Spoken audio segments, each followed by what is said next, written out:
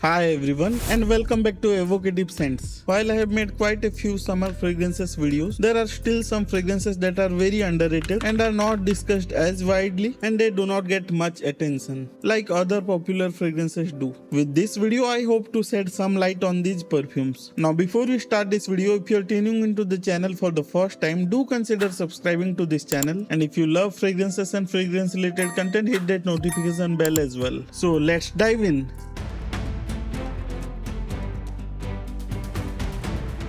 Starting the list off at number 5, this cologne is from the house of Fragrance World. If you enjoy fragrances like Dolce & Gabbana Light Blue Intense, you would definitely love the Jour. The salty sea breeze smell along with lots of citruses, and along with that you get tiny amount of sweetness, just rounds this fragrance off. I enjoy this fragrance a lot, especially in the hot summer. Very refreshing and mass appealing as well, but it heavily leans towards the casual side of the things, not one for the formal occasions though. If you like the smell of lemon sorbet with a salty vibe, you should definitely try this cologne. If you are looking for an affordable citrusy aquatic marine smell with a hint of muskiness and woodiness in the dry down, then this should be definitely on your shopping list. In terms of performance, it is on the average side of the spectrum though. You will get around 5 hours of longevity, especially on the apparels. The projection is on the soft to medium side for the first hour, then it comes close to you.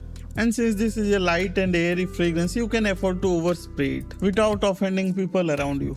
Now let's move on to the fourth fragrance of this list. From the house of Ahmad Al-Maghribi, it is the Frost Ice. Now you might get an impression that it is a clone of Rasasi Havas Ice, but it is not. It is somewhere in between the Invictus and the Invictus Aqua Deni. Now you must be wondering why this perfume is on this list, especially when the Rasasi Havas Deni or the Paco Rabanne Invictus is very popular. And now even the price of Rasasi Havas has fallen down quite a bit. The thing is that this perfume is very smooth and clean, and it carries the same aquatic, fruity and sort of a bubblegummy like sweetness with a touch of spices. While you might be taking a gamble with the new Rasasi Havas batches, some of them perform and some of them don't, but with this you can expect a solid 6 hours of longevity with an hour of good projection. I would not exactly categorize this in a strong fragrance list, but at least it won't disappoint you. Now on to the third fragrance of this list. This is from the house of Armaf, and it is from their extremely popular Club de Nuit lineup. Now whenever people think of this lineup, they will be instantly reminded of the Club de Nuit Intense fragrance, especially the Pure Parfum edition, which is fantastic, and even I would recommend it to someone who is just getting into fragrances. But if you have some fragrances in your collection, then there are very high chances that you might have more than one clone of Creed Aventus. That is when you should definitely try this one out. A very safe yet elegant blue fragrance that can be rocked in any situation, extremely versatile, and one you can rock throughout the year.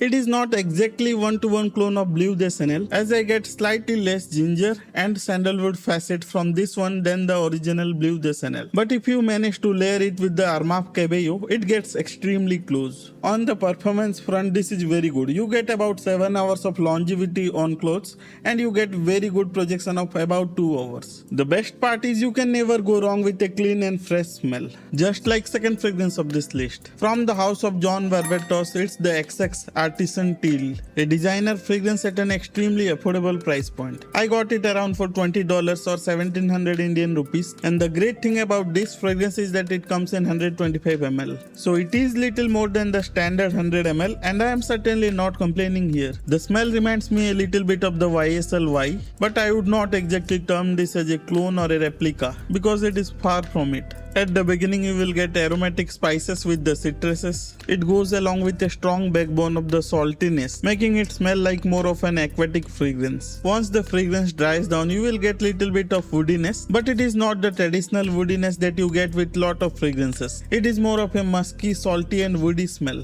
You will also get a bit of floral elements at the edges, giving it more of an airy feel to it. In terms of performance, I get about 5 to 6 hours of longevity with an hour of good projection, so I'd consider this better than average. And you get that little more juice as well. The bottle design is very unique, just like other John Varvatos bottles. If you want an affordable perfume for hot and humid weather, then you should definitely check this one out. Well, we are on to the final fragrance of this list. From the house of Latafa, it is the Emir. From the bottle design, you might get an impression that it might be a oud-based Middle Eastern smelling perfume, but it isn't one. It is supposed to be a clone of Clive Christian Town and Country. I haven't tried the original, so I can't comment how close is it to the original. Let me know in the comment section down below if you want a review of either of these top 2 fragrances of this list. Now coming back to the smell of this fragrance, it begins with a sharp citrusy note, with a strong herbal green note from the tea, with a prominent aromatic spicy cardamom accord, which gives this perfume a sensual feel. The dry down of this fragrance is even more interesting. There is a little bit of sandalwood and some sweetness from the amber. This fragrance is not linear and has a lot of depth, especially when compared to the other fragrances of this list. On the performance front, it is excellent as well. I easily get 7+ hours along with a strong projection for the first 1.5 hours.